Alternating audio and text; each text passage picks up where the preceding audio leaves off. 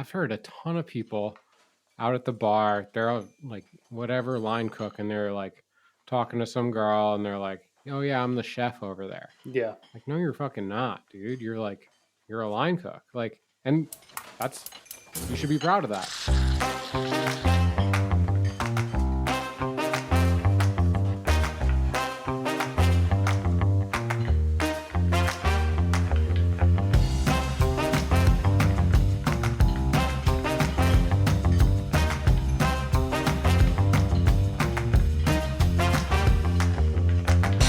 Hello and welcome to Whipped Cream Salmon. My name is Brian Bastanza. His name is Ronnie Sanchez. This is a podcast where we talk about food, friends, and fuckery. And I don't know, other things, I suppose. What's up, Ronnie? Getting through the day here. We're trying. We got a handful of audio problems that we're trying to work through, but I think that we'll probably be okay this time, knock on wood. But I think it's a podcaster's rite of passage to deal with audio interface problems, but we're getting there, and we're earning our stripes. We're in it together. You know, we're not here to talk about audio issues. We're here to talk about food, friends, and fuckery. I am drinking a Joseph's Brow grapefruit radler, which I just learned a radler is a half soda, half beer. This is 3.5% alcohol, so really getting turned up over here, y'all. Gonna need a couple of those. Yeah, grapefruit radler, so it's like presumably half grapefruit soda, and half Bavarian style Hefeweizen. Hefeweizen. They're excellent with tequila, which now I realize that I have suggested 2 weeks in a row that you add tequila to your beer. I am drinking a sour from a local brewery called Trophy, and it's a Pop-Tart themed beer. So I'm pretty happy about that. Just watched that movie. Love that. On Netflix, Unfrosted, the new Seinfeld movie. I thought it was pretty funny. Mm-hmm. So saw this beer and it was speaking to me. Was it tart pop? Tart pop. Tart popped. I love that. Is it sours are a little gnarly for me, to be honest. Yeah, I mean it's been so hot. I wanted something a little bit tart, a little crisp. Yeah, I don't hate it. I just it's I don't know. You have to be in the zone for a sour, mm-hmm. Which I was when I got it. And now that I'm up in this office sweating like crazy, I am enjoying the fruitiness of it. Ronnie's hot. Ronnie's always hot. I'm burning up here. So what you been cooking this week? Couple things. I have some updates on Sam and my our food challenge. Mm-hmm. We have a challenge where weekly either the one of us chooses a country and the other person cooks food from that country. So last week it was Sam's turn to cook, and the country that I gave her was Brazil. And so I was pretty fired up about that. And she came back with a dish called, and I'm not sure if I'm saying this correctly, it's called moqueca. Moqueca. It is a fish stew, a Brazilian fish stew. Uh-huh. She had some cod. It's coconut milk, peppers, onions, heavy lime, tomato, garlic. She added some kale and some corn. Not sure that that's in the recipes that I've seen, but sounds delicious. It was really fucking good. And yeah, usually a lot of the recipes that I've looked at, so I didn't really know anything about this dish. And then Sam made it, and I've looked it up since. And she said, and I read that like they all use like this red palm oil for that dish. She couldn't find it, or I mean, wasn't expecting her to go to the end of the earth to find this oil. I think she subbed out some coconut oil, but really, really good job. I wonder if that's something that adds, imparts any kind of a flavor to it, or if it's just, happens to be the type of local oil that they have. Yeah, maybe. Super, like, I don't know. Some of it looks pretty red. Some of it looks like kind of like yellow, but like not liquid, kind of like scoopable. Okay. Like a coconut oil, perhaps. don't know. We didn't have it. But we had a really good moqueca. Moqueca. Yeah, very much very similar to like a almost like a super limey like Thai curry. There was some cilantro in there too. It was Nice. really really good time. Oh yeah. And then this week, um, I don't we haven't really figured out when we learned about the country, but this week I will be cooking Vietnamese food. Excellent. Yeah, so super fired up about that. Um, I gave Sammy a lot of shit 2 weeks ago when she gave me Russia in the middle of summer in North Carolina. So excited to be cooking some Vietnamese food. Hell yeah. Super up my alley, right? I'm actually well. Let me redact that a little bit. I don't know a ton about Vietnamese food. But you're excited about it. I'm excited about it. I Yeah. definitely like Southeast Asian cuisine. I love eating pho. It's one of my favorites. Mm-hmm. Um, yeah, I mean you could go the banh mi route for sure. You could go pho, try to like really figure out a broth. I might go in that direction. I think there's a couple different ways I can go. I could like combo it up, make some spring rolls too, and stuff like that. So yeah, I mean we'll know more next week. Oh yeah. The other thing I was excited about cooking this week was I did a little eggplant parm. So that was really fun. Pretty standard, you know, flour, egg, panko, and some red sauce. What I will say about red sauce, which I've finally come around to, is that not all red sauce needs to be cooked for 8 hours. Which I don't know. Growing up Italian kid with an Italian grandmother, like you think that like red sauce has to be cooked for 8 hours or it's not good. I definitely like that was true for me for a long time. You know, you sweat your onions and your garlic and add your tomatoes, maybe some red wine potentially. And then I would always like fill up the pot with like half again of like water, reduce it back down, like slow simmer, like developing like this tomato flavor. Mm-hmm. Um, and I've come along to just taking really good canned tomatoes, really good San Marzano, just like straight out of the can, like garlic powder, onion powder, and some salt and pepper, and it's pretty effective and pretty delicious. Like more than I thought, honestly. Well, and I think that it works so well with like a dish like eggplant parm where you are like frying something, you know. Um, Same with like chicken parm because like you have that like the the breading, you know, it's a bit heavier than like tossed on like a pasta or something, and like you really like cut the like fattiness of the like the fry aspect of it with like really bright fresher tomatoes rather than like super cooked Hmm. down tomatoes. And I think that works really well. Sure. Yeah, sure. Because what is the canning process? How long does that take? Well, I mean, I only know just based on like what I've seen like my mom do. And basically She jars or cans? she used to at least like when my dad my dad grows tomatoes in his garden, and he calls them bombatoes, you know, because they're the bomb. Such a dad thing, you know? But he has his bombatoes, and yeah, my mom will use them for sauce. And the way that you do them, you just score an X on the tomato, and you drop it in like boiling water, and then where you like score the skin, it'll like peel away, and so then you just like de-skin them, and you can can them from there. Heck yeah. That's awesome. I mean, you can cook them Gotta again, try that. whatever. Yeah, yeah. No, it's one of those things that it seems like it's a lot of work, but like I feel like it's really not that hard. For sure. And you could like do a bunch at a time, right? And then you just yeah, then you just have a bunch of awesome tomatoes. I mean, part of like what makes a good canned tomato is like started as a good tomato, right? That's like Yeah, um getting those San Marzanos is important, right? So if you grow those bombatoes, yeah, yeah. We've been intending to, but we just like since we moved out here, like we've had a really hard time growing tomatoes in North Carolina. Um, I don't know why.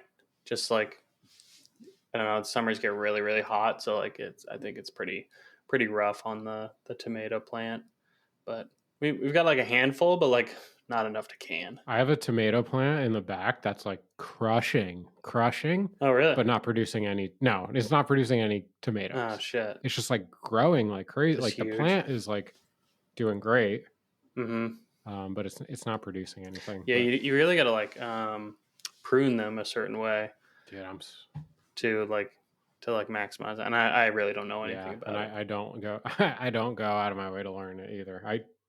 I'm very much like throw the seed in the soil or throw the plant in there and kind of see what happens. I do some pruning, but I don't know like any plant specific stuff. So Right.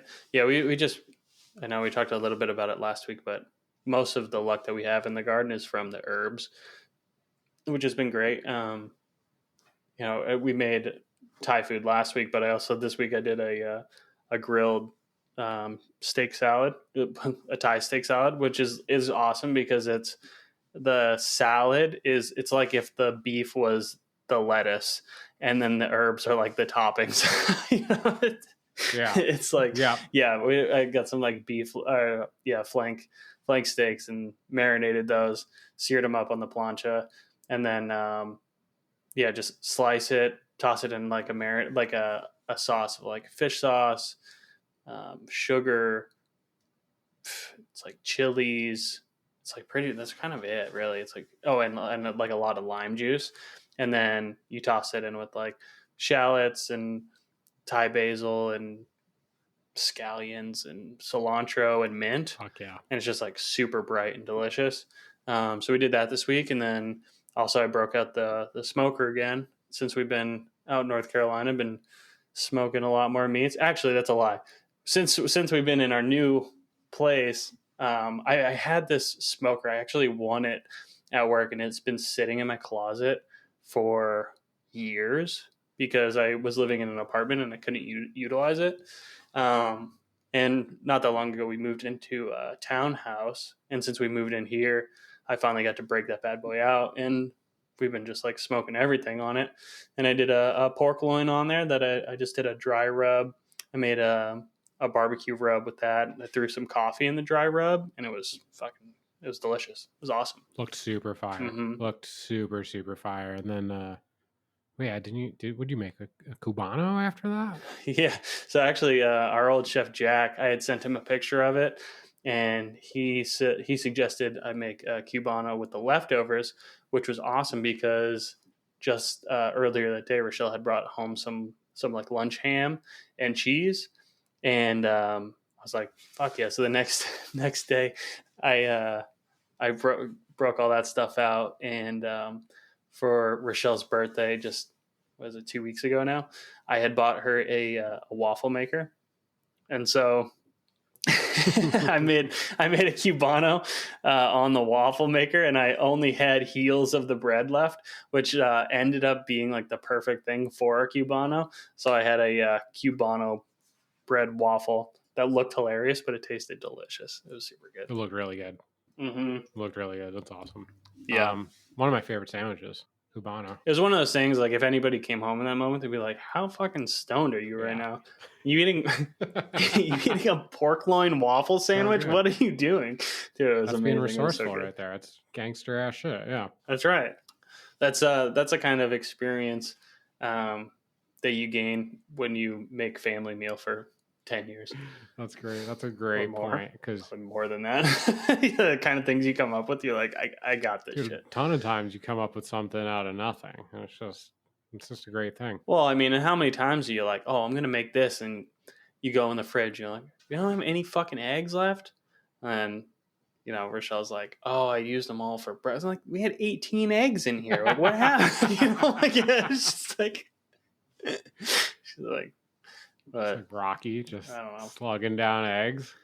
Yeah, and then you just gotta like come up with something else on the fly. You always do though, right? Like It's tough. I don't know. I get because I go through the same thing where I'm like, dude, fuck, we don't have that one thing that I want, but Right. you wind up figuring it out when yeah, like you said, when you made a lot of family meals. Mm-hmm. Yeah, definitely given a lot of family meal shelves with fucking nothing on it, and yeah, make wonders. Saffron rice pizza. Saffron rice pizza, dude. So many like can of tomatoes, fucking bunch of like legs and chicken thighs, Mm-hmm. and just like grill those suckers up. Maybe some vegetables with a bunch of canned tomatoes, and just put that in the oven for a fucking hour and have yourself a nice good time. Yeah. You pick up with a couple quick ones when you like need a family meal. Yeah. Baked ziti is a great one. Shepherd's pie is always a great one. Yeah. Always have like leftover mashed potatoes on hand. Slug that out. Yeah, it's a good time. Hell yeah. All right. Well, this week we really wanted to dive into a topic that tends to spark a lot of controversy. It's something that we've both talked about quite a bit, and we were always like, we start to get into it, and we're like, oh, save it for the pod, save it for the pod. But it's something that I'm excited about this. Yeah, and it's something we both feel passionate about, and it's a conversation that I've seen come up on a lot online, and it tends to like ignite like really intense debate, and people have very divided opinions on it. And we're talking about like the usage of the word chef, and while like on the surface it doesn't seem like it should be controversial, a lot of people feel a type of way, and I mean we're no exception to that. And so, Brian, what is your view on calling yourself chef? Yeah, I mean, so I guess I've gone through a few iterations of what I think that word means. I've also like used it in different contexts. Um, so I've worked in kitchens where no one is chef, and I've also worked in kitchens where everyone is chef, like from the executive chef to the line cooks to the dishwashers, even, Mm-hmm. and in between, right? I've also worked in restaurants where there was one chef. You could also like refer to your sous chef as chef, and that's kind of where it ended. What I am pretty okay in the situation where everyone is chef, in the context of being on a shift at that restaurant. So, what I mean by that is you're on the line, you have maybe, let's say, a person at either side of you. Hey, can you give me that, some salt, butter? Yes, chef. Here you go, chef. How long on that pickup, chef? Hey, how long on that cod? 2 minutes, chef. Everyone is referred to as chef. It's very like old school way of like talking to each other in the kitchen. So I'm pretty okay with that. Um, you may differ on that. I do. When I get offended when people are just a line cook and they're out at the bar referring to themselves as chef.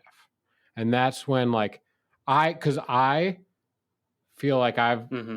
I've been a line cook, and I've like worked my way up to being a sous chef, and still as a sous chef, I didn't refer to myself as chef. And I also like wouldn't really expect the other people in the kitchen to refer to me as chef. I guess I feel like in that way it can distance yourself from the staff. I work in corporate environment right now, and Mm-hmm. we have a handful of people. They're like have like C in their title, the CIO, the CFO, and they all have their own parking spaces. And I think it's fucking like gross. I'm like, one, like, why can't you walk from the other end of like a parking lot? Just get there on time. And Mm-hmm. it's not even that big. Like it's like 100 yards of a parking lot. But then like also, why would you want to like distance yourself from your employees like that? And like, I don't know, in my opinion, and like a good kitchen team, like you're gonna like bring each other together. You're not like separating yourself because I'm like more elite than you. And I feel the same way about using the word chef in a lot of ways. But yeah, I know you feel different about even referring to cooks on this in the shift as chef, and like, yeah, just curious on all your thoughts about it. Yeah.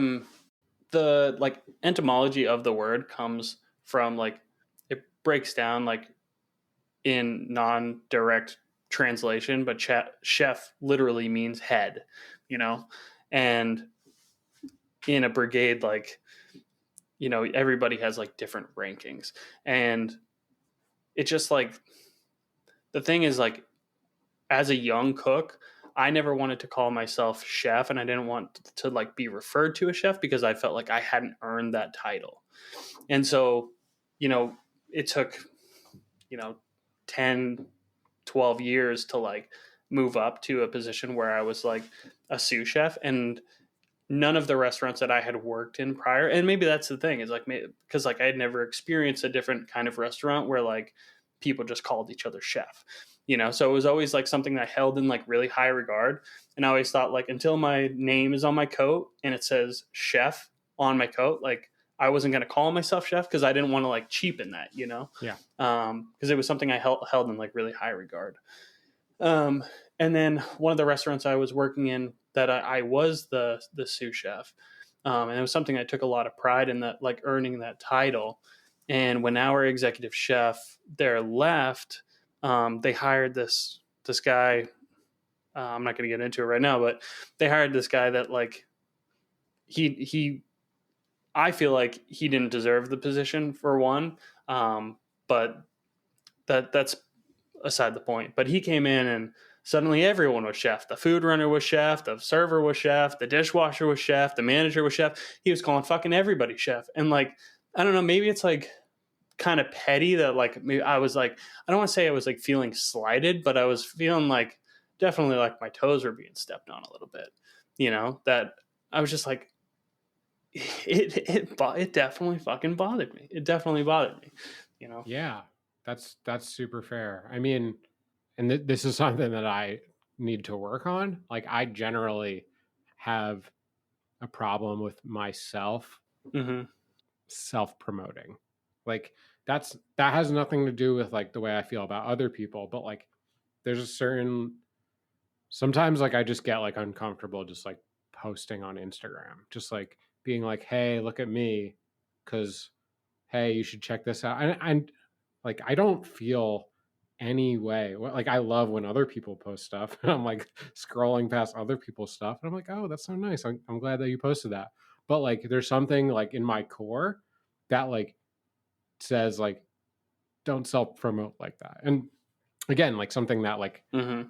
I need to be better at. I need to be better at putting myself out there. I think like doing this pod is part of that. Sure. But that is definitely along the same lines of like calling yourself chef. I mean, like, I'm the chef, I'm the shit. Respect me because of my title. I guess like I take exception to like, I don't know. I mean, you got to earn respect, and um, anyone that like calls, like, I've heard a ton of people out at the bar, they're all, like, whatever, line cook, and they're like talking to some girl and they're like, oh yeah, I'm the chef over there. Yeah. Like, no, you're fucking not, dude. You're like, you're a line cook. Like, and that's, you should be proud of that too. You know, you don't have to be the fucking chef. And Right. like, I don't know. I've talked a little bit about like how when you're a line cook, you have to have like an arrogance about you, but like Right. not that. You don't call yourself chef. That's like definitely sacrilege for sure. Yeah, and as strongly as I felt like it really fucking bothered me like working in that restaurant when like this dude walks in and is fucking calling everybody chef. I definitely took way more offense to like what you're talking about is the guy at the bar. It's like, "Oh yeah, I'm the chef over at that restaurant." It's like, "No, you're not, because that means that you're the head. That means that you're Yeah. running that fucking restaurant and you're not, you Yeah. know?" It's like, You've never placed an order. right. You've never ran, like, because that comes with like a lot of responsibility to be able to do that. Like, and it's not just that you can cook a good meal. It's not just that you can like cook a great shift on the line, which like, I mean, in my opinion, like all important pieces of being a chef, like I feel pretty strongly for most jobs, all jobs, like if your boss can't step in and do your job, then like they're underqualified to be your boss, right?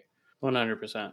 So, but like when you take on a chef job and you have to like do ordering and you have to like design menus, and I mean all cooks want to design the menu, that's what they think being a chef is, but like in reality it's like the managing of inventory, it's like checking in on your prices, it's like managing a staff and like getting your staff to like not only show up, which is like one hard problem that you have to solve, but then you have to get them to like perform at a high level, maybe. I'm like, I mean, ideally, like you're like teaching them and you're like showing them how to like be better at their jobs. You're like elevating the kitchen as a whole.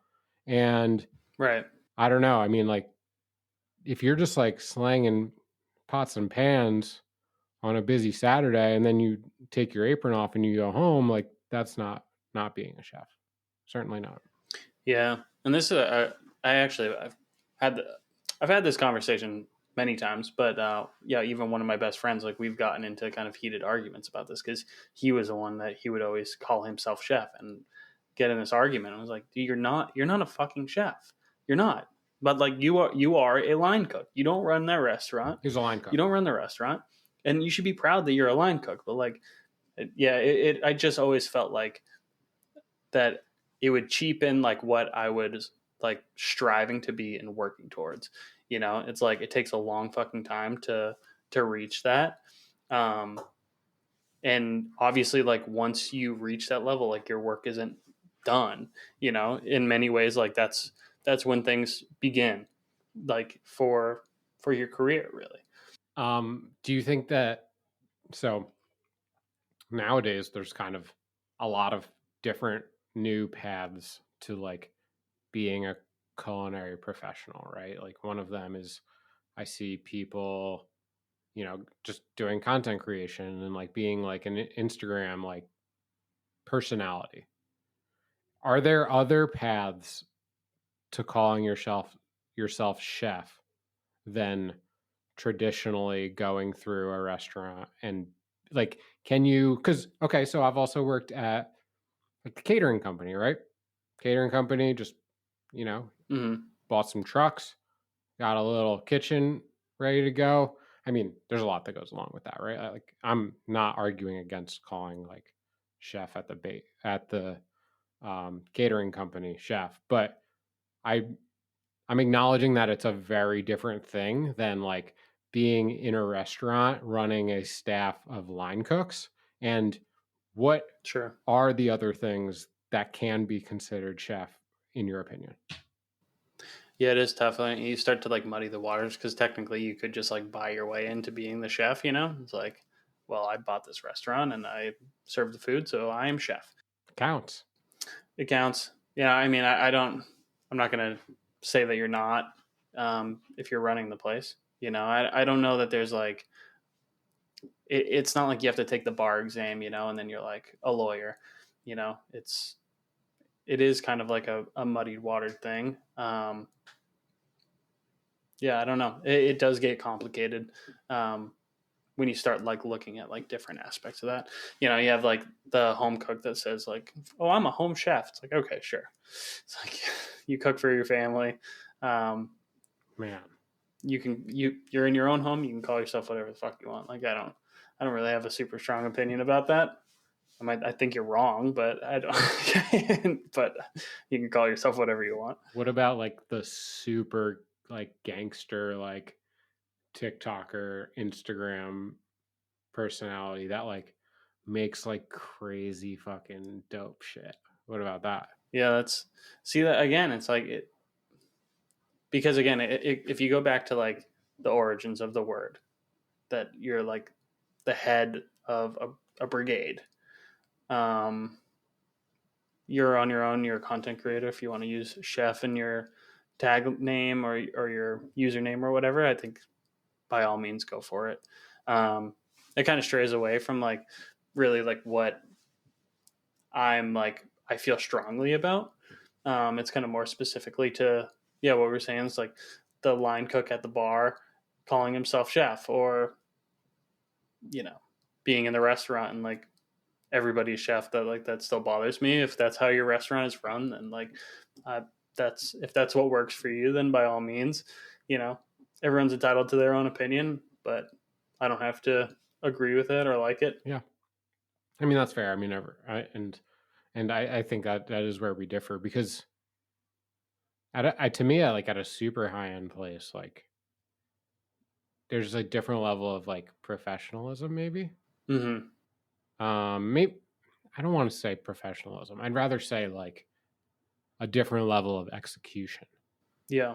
Like where and intensity, where like if that dish doesn't come out on time and looking great and cooked to temperature, like heads are gonna roll, you know. Right. Um, and yeah, I've only ever worked in one place that was like that, but it was cool, man. I mean, it was it was really cool, right? Like I was I was young at the time. I Mm-hmm. was 18, and I was, I had line cooked a little bit in high school. I was in culinary school, and I was working, and I was going up a couple hours like north of school to like go work, and like I started getting paid some money, and like this is crazy. Like you're not gonna believe this, but I was getting salary to be a line cook. This restaurant, Ciro's, it's only open for 8 weeks during the summer. It's Uh-huh. sadly closed now, but for I don't know 30 years they open only during the horse track season in Saratoga Springs, um, and it was awesome. Right, it was like only open for a couple months, but like big money was rolling through. So there was like a lot of like horse money, right? So like jockeys are coming into the restaurant, like horse owners, like people who are like buying and selling $1 million horses are coming through. Right. Um, and we were getting paid salary, and it was intense. And we all called each other chef. So I don't know. I mean, like I don't know that I'm defending it. I'm just saying it was fucking cool. Yeah. And it like made me feel cool. Not but like also like a level of like respect and like I don't know. Like if I'm calling you chef, then like I'm also expecting you to behave like a chef and get your prep done in time like a chef. Like we Right. weren't treated like little kids, and I wasn't like micromanaged. I was like fully expected to have my station prepped and ready to go for service every night. And I was like, it didn't matter if it was like if I had to be there at 9 in the morning to get ready for like 5 o'clock like dinner shifts, like that's what was expected. And like there's plenty of nights where it was like 9 a.m. to like midnight because I was like prepping to get ready for service, to work through service, to get through that. And like with all that mixed together, it felt pretty cool. Yeah. Yeah. And maybe this is just a me issue, and maybe this is something that like I need to work on myself. But like, I'm not offended. Yeah, but not at all. like, and maybe if I like my upbringing in restaurants had been differently, where like that's what I experienced at a younger age, then maybe I would feel a little bit differently about that. Yeah, I think maybe what was so offensive about it, like being that it was like later on in my career, that all of a sudden everybody's fucking chef, and it's like, yeah, I mean that it. I didn't enjoy it. I'll just say that I didn't feel good about it, but in like a French system, do they refer to themselves as chef? I don't Each other as I chef? don't believe so. I mean, I know there's like sous chef, like um, chef de cuisine, executive chef. Like I know, and like there's like saucier and Hmm. maybe chefs. I mean, it's a different type of system, you know. I don't know. Yeah, yeah. I mean, again, I was just like the way that I was brought up in it. Like it represented like a hierarchy in the kitchen, and it was something like to be a position that was like revered. For sure. So I don't know. And maybe it's just like regional differences too. Could be. Yeah, I'm trying to think of like other things that like qualify to be chef. I mean, at school, it was you know, every instructor, professor was chef, Hmm. and I mean that makes full sense, right? Like you get like sent home. They're gonna send you home from class if you didn't shave. Like Oh yeah, because I mean, if you're the pastry chef, then you're the head of the pastry department, and if you're the whatever, yeah, all the instructors there, chef, it makes sense. I would never refer to myself as chef if I opened a place. No, and at Lulu's there was like kind of like a hierarchy in the kitchen where like one of the cooks did like the ordering and stuff, but nobody there. There was really no titles. I wasn't hired on with a title. Um, Even like the hierarchy that was like recognized, like nobody ever like was like, oh, that's our sous chef. It was just, I think the way, because of the way that worked, like I was saying, like we all ran our own station, so you were all just kind of responsible for yourself. So there really wasn't a huge reason for anybody there to be like higher ranked than you, except for the owners who were there all the time, you know? Right. So, Let's move on, Ronnie. And one thing I'm curious about for you is what things that you, what type of equipment or like small equipment or anything like made it from the professional kitchen to your home kitchen, and like along those same lines, like what type of things should like a home cook have in their kitchen that would like mm-hmm. change their life, right? And so, I mean, just to preface this a little bit, like we can I think we make fun of like a lot of like single use kitchen gadgets. I think like, I mean, my grandma was super guilty of this. My mom was super guilty of this, of like having these like super silly items that like did one thing, and like you fill up these like junk drawers of kitchen equipment. And You mean you don't have a quail egg cutter in your drawer? well, 'Cause I that's do. one. That's one that might be legitimate. I mean, there are single. If I ever need to cut open quail eggs, yeah, There are absolutely. certain pieces of single use kitchen equipment that are valid because it's like really the best way to do a thing. But like, I mean, a lot of times getting away with like a chef knife. Mm-hmm. That being said, like, what are some things that you like that have come from like the professional world into your home kitchen? Sure. I mean, very basic. You need a good knife, right?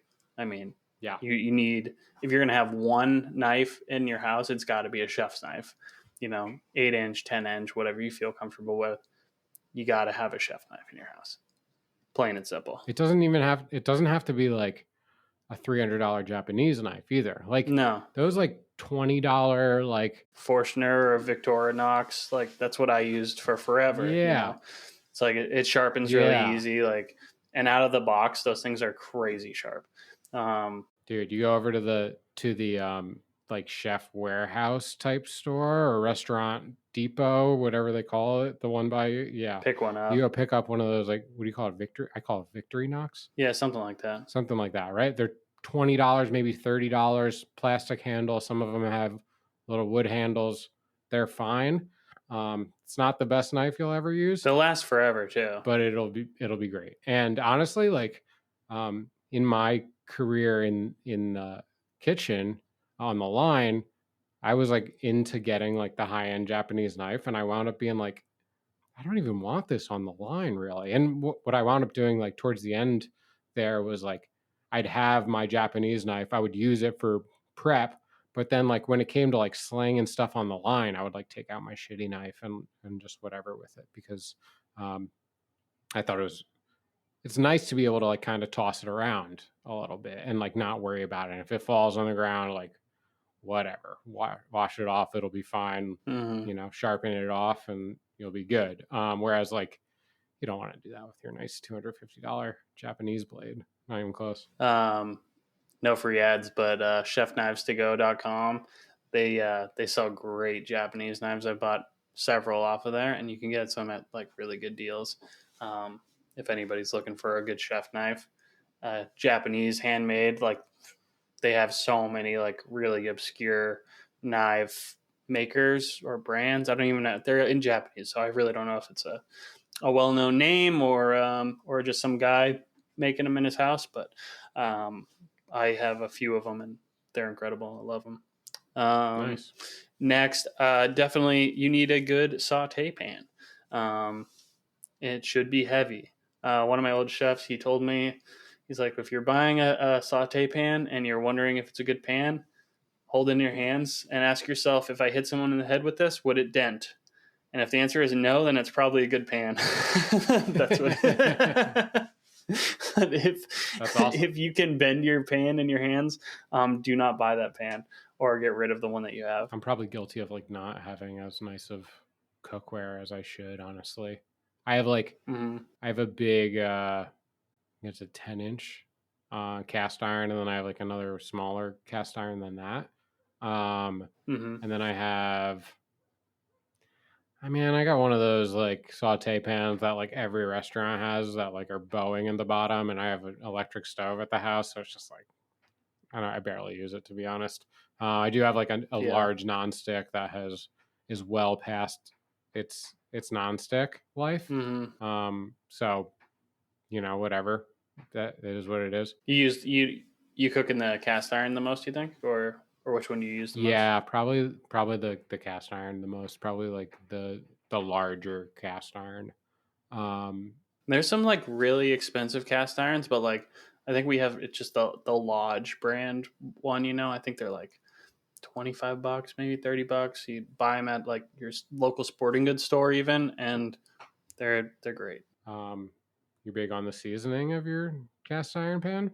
I mean, Don't get me started. no, Don't get me I'm started. absolutely not. I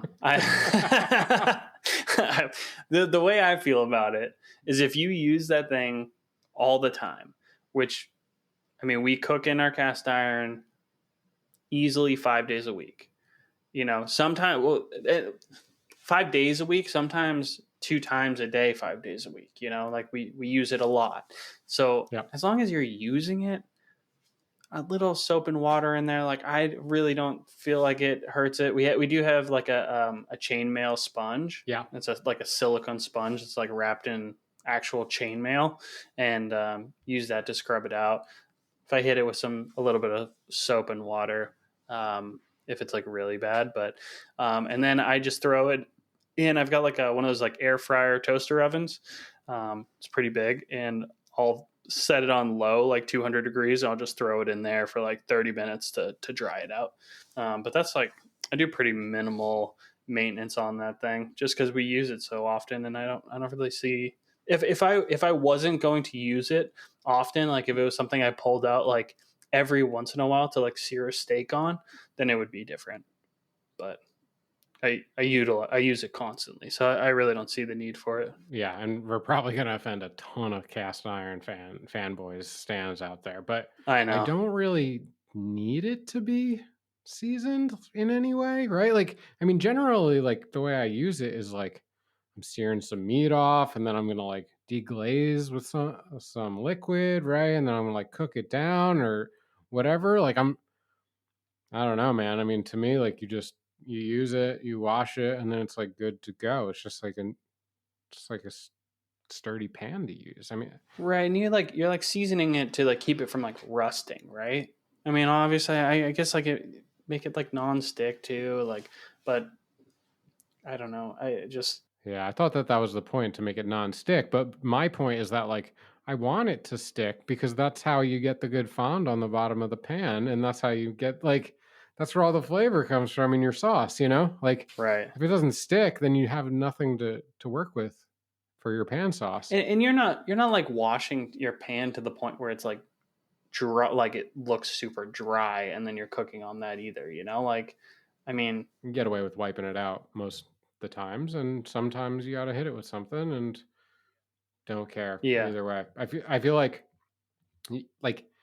yes, you should have some good pans. I got in this. I actually, funny enough, had a conversation about this week, and I was with someone who um, really was into his cast iron pan and Mhm. had it really well seasoned, and kind of gave me all the directions to like, oh, it can be used, and you don't have to use like if you do the XYZ, like it'll be really nice to work with. I guess I just don't care enough to like need that. And the point I kind of made to him was I've worked in a bunch of restaurants, like they all had shitty pans on the line, and we made some really cool food. So like Right. it is nice to have nice pans and stuff, but like also like I don't know, whatever you have can make good food also. Sure.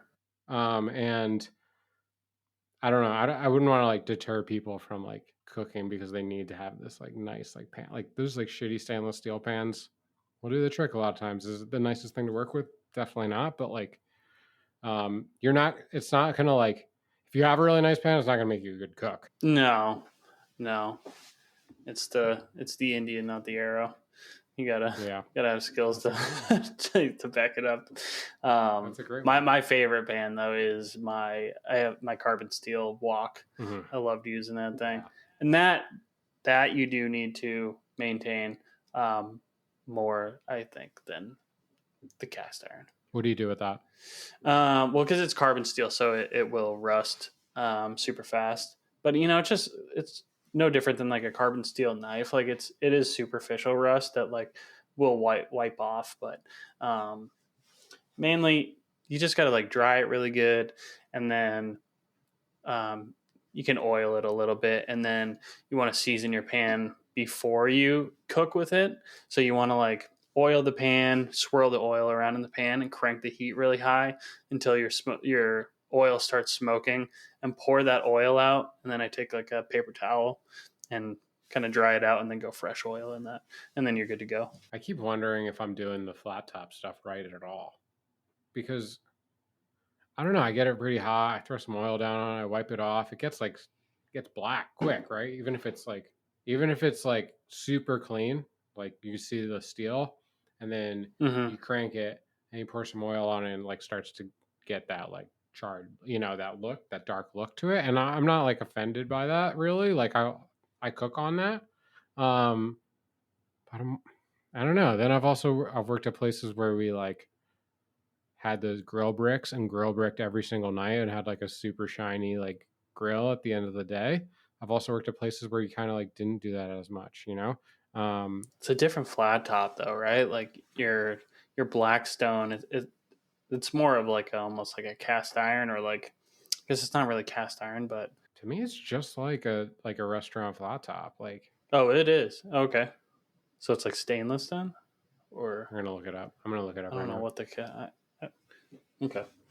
Um, Other kitchen essentials that I brought from the restaurants, aside from the all the storage containers that we talked about, third pans, half pans, um, quart containers, things like that are all Yeah, good to have at home. yeah, container. We talked a little bit about containers.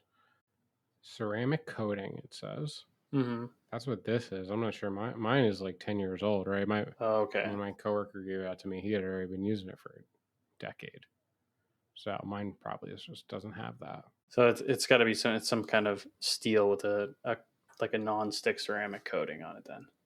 So what about a tip for a home cook? One of the things that I noticed most about home cooks is it takes them a very long time to prepare a Mm, meal. all day. It's a project. All day. It is a project, which is I think why a lot of home cooks hate cooking at home, because it takes their entire afternoon. It's not something that they can throw together easily. Yeah, especially if it's like not a hobby for the person, right? Like, because I think for you and me, like, I think we will go to lengths to like do something that might take us 3 or 4 hours, and we're pretty quick. Like, Mm-hmm. you and I are pretty quick, so to like take like 3 or 4 hours for us to do it, that's like for a home cook, that's like might be like a whole day's worth of work, you know? Mise en place.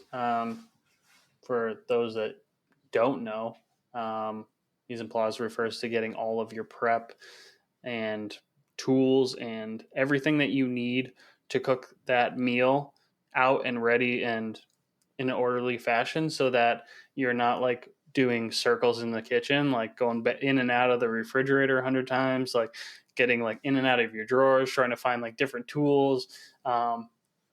Having everything laid out in an orderly fashion and ready to go. And definitely is the fastest way to improve your home cooking experience. Sure. Yeah, 100%. Yeah, a couple tips in like that realm. One thing we do in the restaurant all the time is like have a bain marie, or if you're not familiar with that term, it's like a little like metal container that's maybe 6 inches, 4 to 6 inches in diameter, and maybe, I don't know, 8 inches tall, and fill that up like halfway with water. And then you put like rubber spatula in there, like rubber side down. You have like a wooden spoon in there, rubber side down. You might have like any like tongs might be in there, maybe like spatula, whatever you need to cook that meal. Any tools or utensils that you're going to be using? Yeah, not excluding your like chef knife, but like everything else like Right. sits in that. And then you go, you use it, you maybe wipe it off, but if it's just in the sauce, it kind of goes back into that like hot water, and you just continue using that, and that's awesome. I think this is a little more well known, but like having a little place to like throw your scraps or your trash in is like on top of the counter is pretty helpful. I think Rachel Ray got a bunch of people onto that trash bowl. Did she? Yeah, it's honestly something that I need to utilize more than like when I'm at home. I definitely find myself walking back and forth to the trash can, like cutting the ends of your carrots off, walking to the trash can, throwing away. For sure. Yeah, I definitely something that I should utilize more with my home cooking. One thing that I see a lot of home cooks and inexperienced cooks doing is they'll start a recipe, they'll dice their onion, and then they like get their pan hot and they throw in their onion, and then they turn around and they're like, okay, what's the next thing that I need? 3 cloves of garlic. And then they're sitting there peeling their garlic and then like trying to chop it, and they turn around and then their garlic's like starting to burn or whatever, and then they get panicked. And then they're like panicked from the get-go, and that goes right back to mise en place is part of getting all of your prep ready. So prepping out all of your ingredients for that and having all of your onions diced and your garlic chopped and your, whatever you have. If you've got a can of coconut milk that needs to go in there, fucking open the can of coconut milk and have it next to the stove, before you get into it, so that you're not even running around looking for the can opener, Sure. While all your aromatics are burning in the pan. Sure. I guess I am a little torn by that, only because multitasking is such a big part of being in the restaurant too, and like prepping a station, and like when you're prepping a whole station, like there's a lot of times towards the end of Plum Jack, we were only open 4 days a week, and then we closed for 3 days. So like every Thursday you like had to prep everything from scratch, right? So you're like taking like a lot of times, generally in a restaurant that's open 7 days a week, you're like running through some prep. You come in the next day, you're prepping what you need for maybe the next day, or potentially like 2 days, depending on what it is, if it can hold for a couple of days. And then you're kind of always like working on that. But when you have to prep an entire station of like 7 dishes, that can be a lot. You might have a braise on that. You might have to like do like 3 or 4 different like carbs or starches or whatever. You might also need to like prep proteins and make sauces and drizzles and all sorts of stuff, right? So to do all that in 2 or 3 hours is like can be pretty intense. So like you have to be like really good at multitasking, right? So you like are kind of like getting whatever thing takes the longest on the stove, but then like continuing to like get other things on, and before you know it, in maybe an hour you have like 6 things going, and then you're starting to like take them off and cool them or whatever extra stuff you have to do on top of that. So I don't disagree with that as advice to like most people. Like get your stuff all together before you start cooking.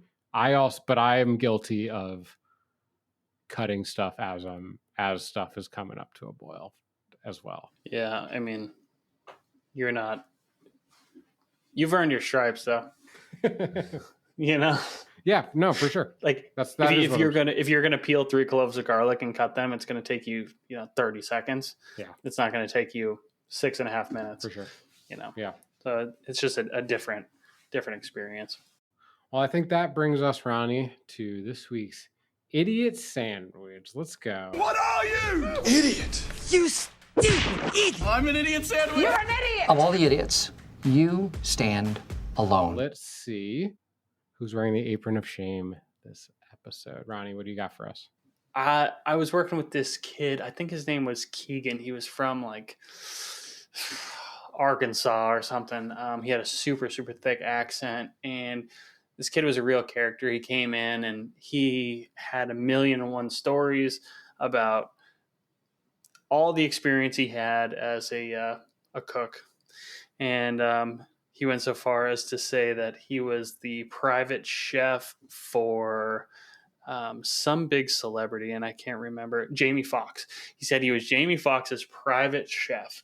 And so we bring this kid in, and from day one, it is very apparent that not only has he never worked in a restaurant, but I don't know that he'd ever held a knife before.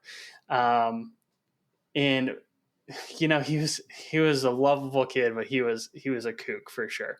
And you know, he was the kind of guy that you had to tell him what to do 100 times over, you know, and be like, so one thing that I was working on with him, he was up in the pizza station, you know, it's like, just make pizzas, got the doughs already tossed, you know, and layered, like just, you can build pizza. Try to make it really easy on them. And so one thing I was trying to show him all the time was how to chiffonade basil, which if you don't know what chiffonade is, you basically like stack basil leaves on top of each other and roll them up like a cigar, and you slice them super thin, so they get like little, like real nice thin ribbon strips. And for some reason, he could just never get that quite right. And I ran up to the pizza station, and I was just kind of like, I was running past it really, and there was an overwhelming smell of mint.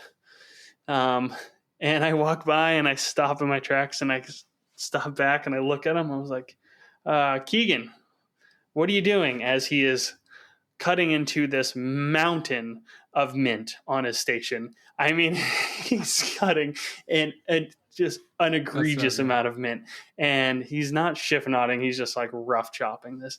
I'm like, Keegan, what are you doing? And he goes, oh man, it's busy basil day, boss. I'm just chopping up this basil. And I was like, oh, that's great, Keegan. I was like, just so you know, that's mint.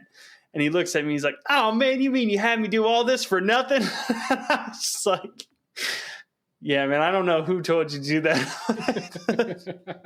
So, yeah, Keegan, God bless you, but you were wearing the crown for Idiot Sandwich this week.